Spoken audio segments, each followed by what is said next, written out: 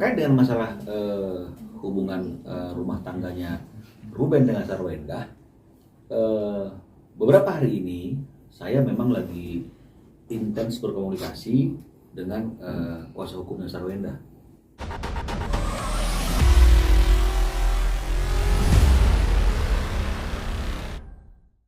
Jadi gini, saya memang komunikasi kemarin waktu Ruben jatuh pingsan ya kalau nggak salah ya di Majalengka, kemudian dilarikan di rumah sakit.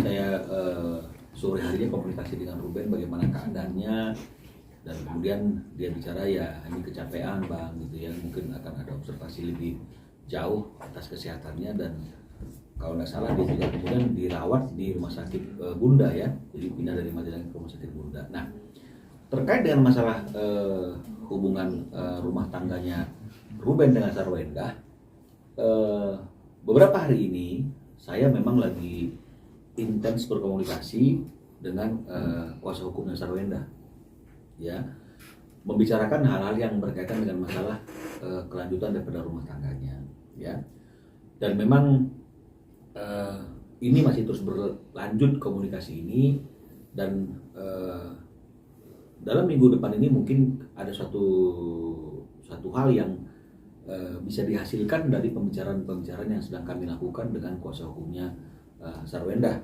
ya, untuk bagaimana kelanjutan daripada rumah tangga tersebut, ya, dan kita berharap ini semuanya bisa berjalan dengan baik, semua hal proses ini bisa dilalui dengan baik. Hanya itu yang bisa saya sampaikan. Oh, berarti secara tidak langsung rumah tangganya Ruben dan Sarwenda ada masalah sampai akhirnya mereka benar pisah rumah gitu bang? Jadi saya kira gini, nggak ada rumah tangga yang nggak ada masalah, ya, pasti semua rumah tangga pasti ada masalah, ya. Saya kira Ruben juga dan Sarwenda sebagai manusia biasa juga pasti dalam rumah tangga mereka pasti ada masalah, ya. Dan ini kan juga bisa terlihat dari bahasa tubuhnya Sarwenda, dari apa yang disampaikan oleh Sarwenda, karena kan yang sering menyampaikan hal-hal itu kan Sarwenda, ya. Nah, kalau terkait dengan masalah pisah rumah, ini sebenarnya nggak pisah rumah, kan kita tahu bahwa rumahnya mereka kan lagi dibangun, ya, lagi dibangun, dan oleh karena itu mereka mungkin perlu tempat sementara sampai rumah itu selesai. Jadi saya melihatnya bahwa ini bukan berkaitan dengan masalah pisah rumah atau nggak pisah rumah. Kalau masalah masih selalu ada, dan komunikasi Sarwenda dengan Ruben juga masih berjalan, ya. Meskipun ada saya sebagai kuasa hukumnya Ruben, ada Sarwenda juga punya kuasa hukum. Ya tadinya kan dulunya kan di saya nih komunikasinya, tapi saya pikir takut terjadi konflik of interest karena mungkin apa yang diinginkan oleh Sarwenda itu juga mungkin bisa tidak sesuai dengan apa yang diinginkan oleh si Ruben. Jadi oleh karena itu supaya tidak terjadi konflik of interest memang lebih baik Sarwenda juga tunjuk orang lain. Makanya sekarang ada rekan saya juga yang menjadi kuasa hukumnya Sarwenda, jadi lebih enak komunikasinya. Nah, jadi meskipun masing-masing sudah punya kuasa hukum, komunikasi antara Sarwenda dengan si Ruben juga masih berjalan. Ini beda dengan situasi Tengku Dewi nih, udah stop komunikasi. Kalau ini mereka masih berkomunikasi. Jadi ada hal-hal yang memang mereka ingin komunikasikan, baik itu mengenai masalah anak, mengenai masalah kelangsungan rumah tangga mereka, terkait dengan masalah hal apapun, ini mereka masih komunikasikan. Jadi dengan kondisi yang seperti itu, saya selaku kuasa hukumnya Ruben dan juga kuasa hukumnya Sarwenda yang telah ditunjuk, kami sekarang sedang mencoba untuk terus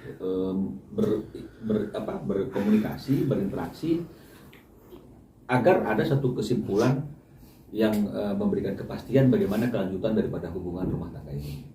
Ya. Berarti Ruben dan Sarwenda nggak bisa menyelesaikan masalah mereka berdua secara suami istri gitu bang, sampai akhirnya meminta bantuan melalui kuasa hukum gitu. Artinya begini, ya, udah pasti seperti itu. Karena kalau misalnya mereka mampu menyelesaikannya, pasti mereka nggak perlu orang ketiga.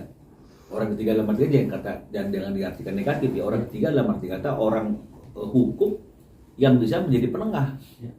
Nah, jadi memang dalam kondisi yang seperti itu, ya, mungkin Sarwendanya juga lelah, ya, sehari-hari mungkin banyak kegiatan pekerjaan dan ngurus anak sekolah. Ruben juga mungkin capek, dan kondisi dia juga kan kita tahu nih lagi dalam keadaan yang kurang sehat kan gitu ya. Jadi kalau suami istri kan biasa tuh kadang-kadang komunikasi jadi nadanya bisa naik turun nih. Nah jadi mungkin untuk mencegah supaya tidak terjadi salah pengertian yang lebih lanjut, pertengkaran yang lebih besar, mungkin seperti itu ya.